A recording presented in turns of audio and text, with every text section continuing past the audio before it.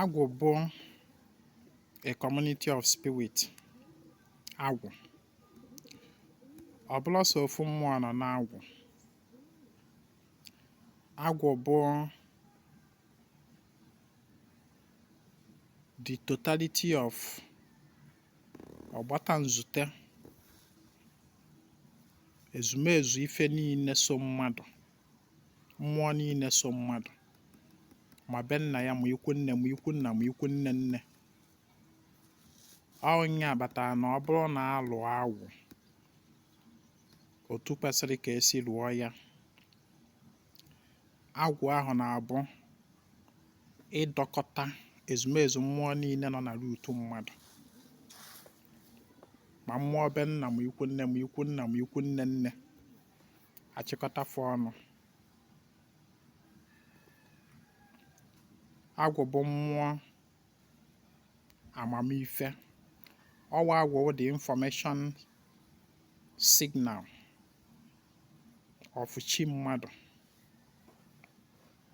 the information decoder. Ọkwazi agwụ nọ in charge of creativity. Ọwa agwụ bụ na chi mmadụ dị creative. Ọwa agwụ. Ihe Igbo kpọrọ ịlụ agwụ bụ channeling of all these forces so mmadụ, so that they may all work as one in one channel. Ọnya bụ ịlụ agwụ. Maka na mmụọ so mmadụ riri nne. Mana ọ bụrụ na abịa streamline nụọ, abịa channel lụọ all those mmụọ in one direction, fa na-arụkọ ọrụ ọnụ in harmony and abịa nwee more productivity.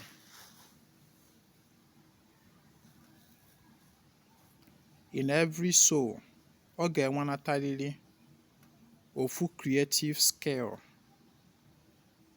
ga-adị well pronounced in the person.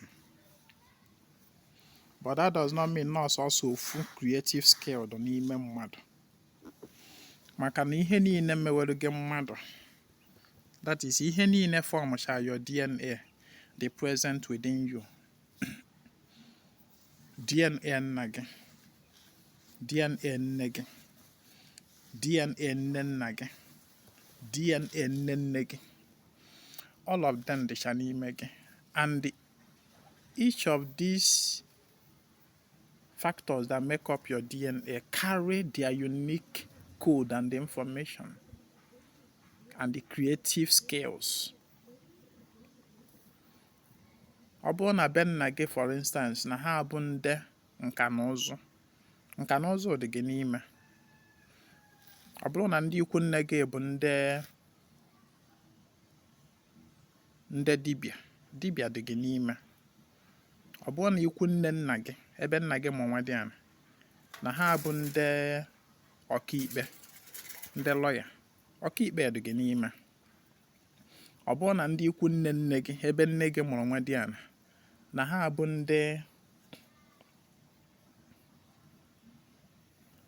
bụ ndị na-akọta ọrụ ugbo, ịkọ ọrụ ugbo dị gị n'ime. Ịghọtago ihe m na-ekwu na? So all these factors dị gị n'ime. But as a single individual you can't obviously be doing everything. Naanị gị ama ndị na-eme ọkaikpe, naanị gị ama mbụ dibịa, naanị gị ama mbụ nke abụrụ nke ọzọ. One out of the four must stand out. Inene onwe gị, ị ga-achọpụta that out of all these your four roots, be nna, ikwu nne, ikwu nna na ikwu nne nne, one of their creative force will be more active in you. Yes.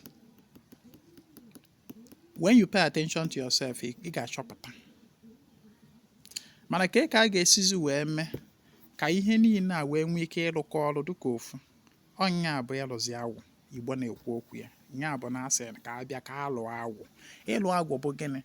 Ịchịkọtazi ihe niile aso gị be nna gị, ihe niile aso gị n'ikwu nne gị, ihe niile aso gị n'ikwu nna, ihe niile aso gị n'ikwu nne nne gị, ka a chịkọtafe ọnụ ka ha wee nwee ike ijikọta ọnụ wee na-alụ ofu ọlụ. Ọnya bụ ịlụ agwụ. Abịa na agwụ, o nwere ihe a na-akpọ ọlụ agwụ. Ọlụ agwụ bụ nyanwa ka agwụ na-eji ewepụta the potentials dị n'ime mmadụ. Ọlụ agwụ bụ nyanwa ka agwụ na-eji were ewepụta the potential, the hidden potentials dị n'ime mmadụ onye ahụ na-amaghọ. Ọlụ agwụ bụ that discomforting force that makes you not to relapse, that challenges you to maximum performance. Onya bụ ọlụ agwụ. Ọlụ agwụ is for challenging. Maka na to bring out the best in you, there must necessarily be challenge. There must be challenge. Without that challenge, you will be docile. Without that challenge, ị ga-anọ na comfort zone. Without that challenge, your hidden potential that should be manifested will never come to manifest. Without those challenges, there will be many aspects of you, there will be many things about you that you can never know until you are put to challenge. Ọlụ agwụ na-eweta that challenge. Ọlụ agwụ, maka abịa na-ekwu maka ọlụ agwụ, some people will be thinking that ọlụ agwụ no bad, no na ha dị njọ, n'ọnya mere abịa edowe ha n'ụsọ, ma ọ bụ na that abịa eke efe eke, o nwere ndị sị na a na-eke ọlụ agwụ eke. Ịnwe ama ake ọlụ agwụ gị eke, ịma na wee bịara, you can never perform to your utmost capability. Ma ịnwe ama sị na ikere ọlụ agwụ eke, ọ ga-eme gị ịdị very comfortable in a comfort zone. Ọ ga-eme gị ịdị very very comfortable with average. Let's say na height ị kwesịrị ịdị bụ 100. Without ọlụ agwụ being active and functional, ị ga-eruo na 40%. Nọdụ there, iche na ebe ahụ the highest, whereas you are supposed to reach 100. Mana ị nọ na 40, uche ga-abụrụ na ebe a bụ ejesi ọgwụ. Ọlụ agwụ ga-ebutere gị challenge ga-eme ka isi na 40% ya pụọ gbagonu. Ọlụ agwụ. Ọlụ agwụ dị very very important. Gịnị mere Igbo ji wee sị na ọ na-abụ nwata buru agwụ o buru ilo? Mana Igbo asịkwa gị na ilo dị na agwụ adịghị egbu nwata. Have you ever thought of that statement? Nwata buru agwụ o buru ilo. Kedu ihe bụ data ilo ahụ? Ilo ahụ bụ data ọlụ agwụ. Ọ bụ ọlụ agwụ ahụ na-eweta data ilo. And the reason for that ilo ọlụ agwụ na-eweta ya bụ gịnị? To catapult you, to make you not to relapse, to make you to be in constant creativity, to make you to be in constant exploration. Ka ya na-adị na comfortable. Ọnya bụ ọlụ agwụ. Ọlụ agwụ bụ nyanwa ga-eme gị, ọ bụrụ na ị hapụrụ ife dị na-agwụ gị ga na-eme something else. Ọlụ agwụ bụ nyanwa ga-put challenge to you na that other thing ị na-eme ka ị wee nwee ike si ebe ahụ pụta wee banye na the right track. Ọlụ agwụ. So if that now without Oluagwu, Agwụ cannot be in full functionality. O nwekwara another aspect, another thing m chọrọ ikwu maka Agwụ. Ghọta na Agwụ so na one of the forces chi mmadụ na-contract to help the person live and fulfill his or her destiny. Chi mmadụ na-contract a lot of forces, a lot of spirits at the beginning of the person's existence here in the universe. Your chi is in contract with ndị Ishia, be nna gị, ndị Ishia ikwu nne gị. All the roots that make up you.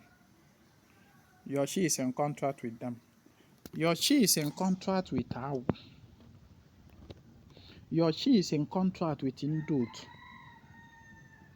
Ndị otu gị, ndị ọrụ ụgbọ, ndị ị na-ada afụwa na nlọ as your age grade, as your school mates, as your work team. Ndị anyị na-ada afụwa na nlọ as ndị ego na ha gụkọrọ akwụkwọ, as ndị ego na ha rụkọrọ n'ọfịs ma ọ ka na-arụ n'ọfịs, as ndị ego na ha nọ in the same profession or calling. Ihe a bụcha ndị otu gị. Your chi is in contract with them. Ma ndị iyi ụwa and all that. Your chi is in contract with them. All your chi contract, your chi is in contract with Ajana. Your chi is in contract with Anyanwụ, with the water, with the air. Your chi is in contract with all the forces for your own good. That is, your chi contracted them to render service to it for your good. At the beginning of your entrance to this realm of existence, those contracts were initiated. So, Agwụ is one of those spirits contracted by your chi. Ikenga is one of those spirits contracted by your chi. Your Arusi Benna, Arusi Ikunne and all that, your chi is in special contract with them. Okwemi ihe bụ contract. Contract bụ na gị na mmadụ sign, maybe ị chọrọ ịlụ ụlọ, for example. Ị gbata injinia, ị contract ya injinia.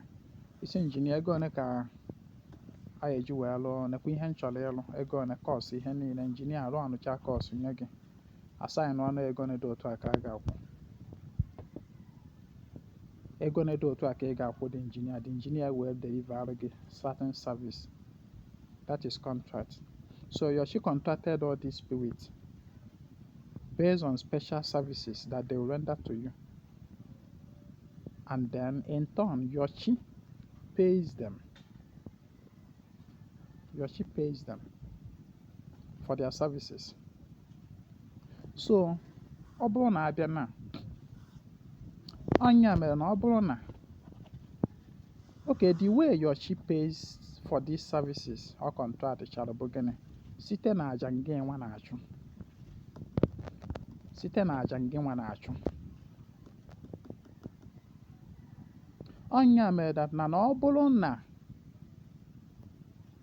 ijide ụgwọ maka na ị da achụ aja otu kwesịrịnụ. Ife ga-eme na ọ bụ na these forces ga-ebido withdraw their services. Ndị otu gị will withdraw their services. Ndị iyi ụwa gị, they will withdraw their services. Agwụ gị will begin to withdraw its services. Ndị Ishia be nna gị will begin to withdraw their services. Ajana will begin to withdraw their services. Mmụọ be nna gị ahụ will begin to withdraw their services. Because of what? Ị naghị akwụ ụgwọ iji. You are not maintaining your own end of the bargain of the contract. Gị na chi gị bụ one entity.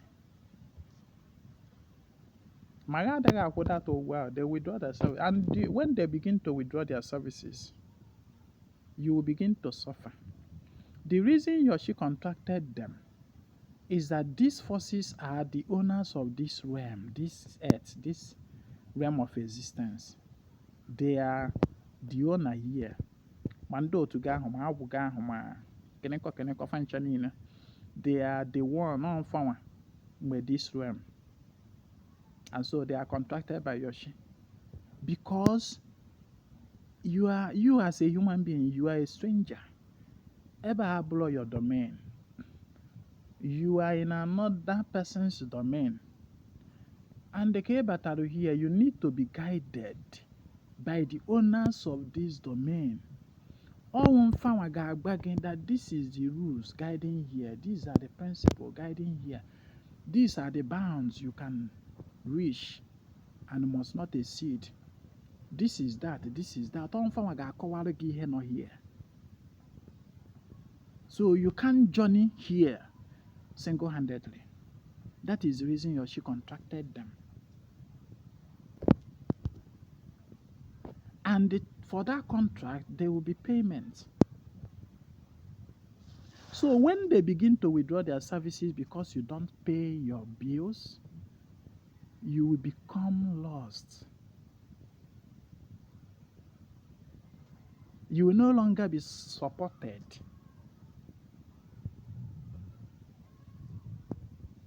Your dwelling here will now be filled with confusion and suffering. It is not as if that not those who are responsible for your confusion and suffering. No, they are not. But the only thing is that you don't pay them for their services, therefore they withdraw their services.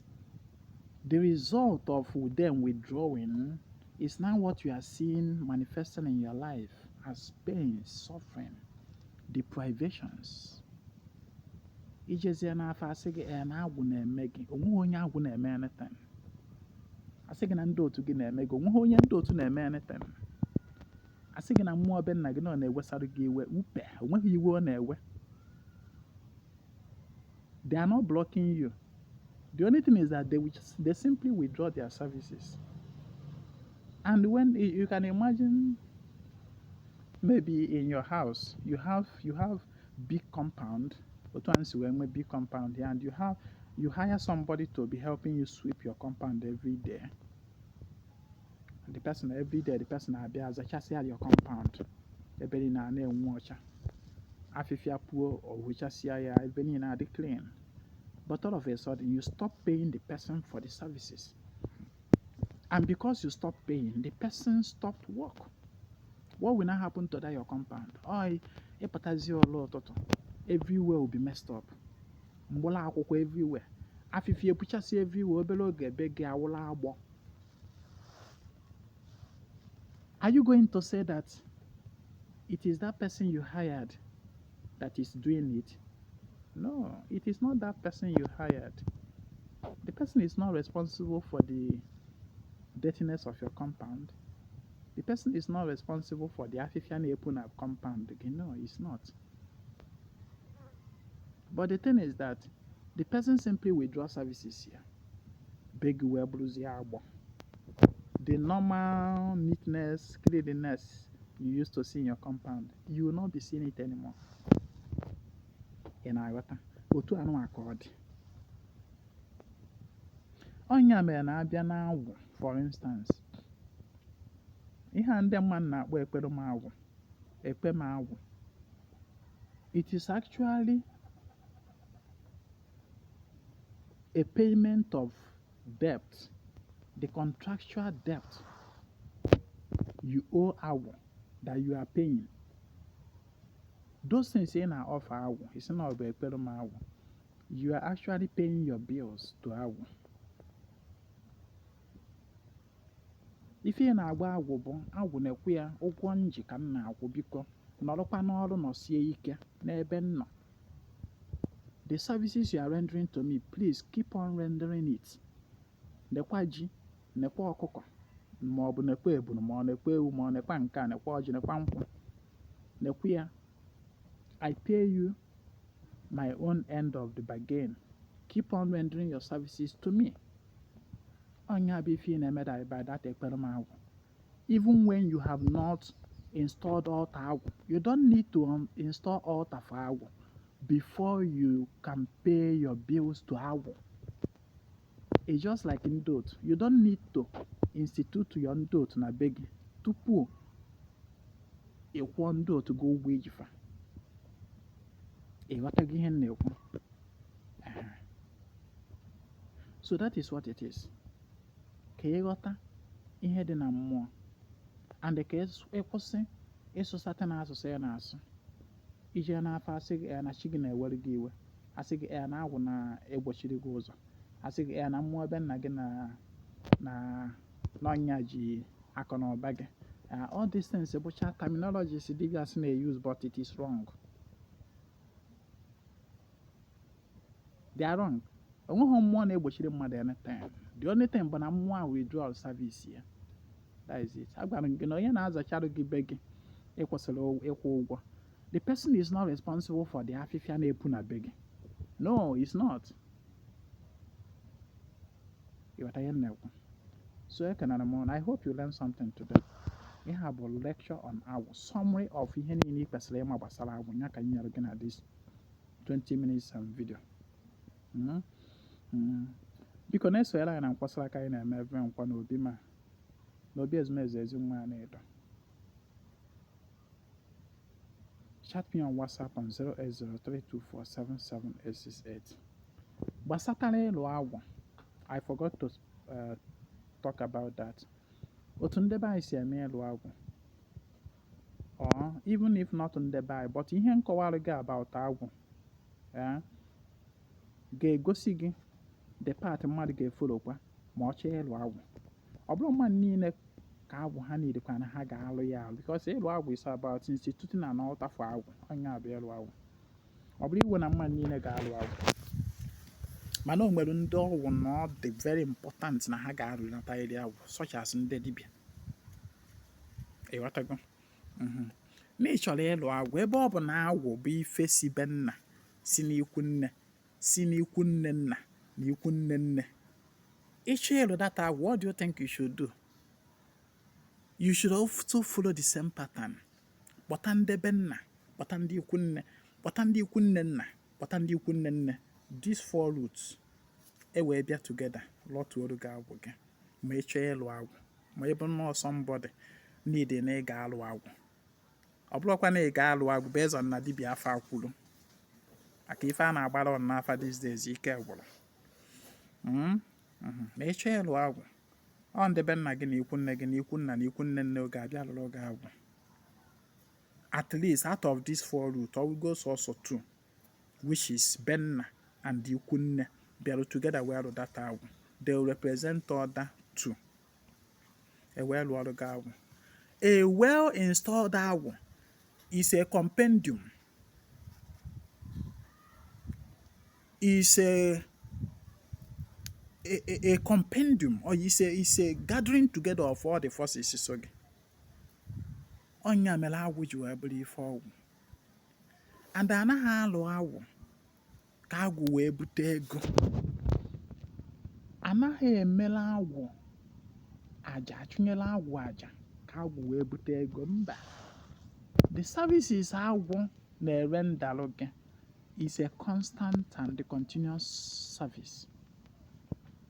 Ọ na-ere ndị a.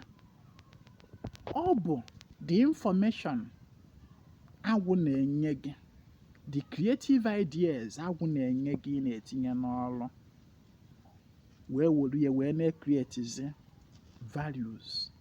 Site na that value, i wee na-enweta ego. Mana ọ bụla ịlụ Agwụ ozugbo Agwụ eme egwu esi n'elu daalụ gị. Agwụ is a creative force, not money-making machine. My name is Ezinwa Anedo. I come for the total restoration of ordinary and omenala Igbo. Kemesiam.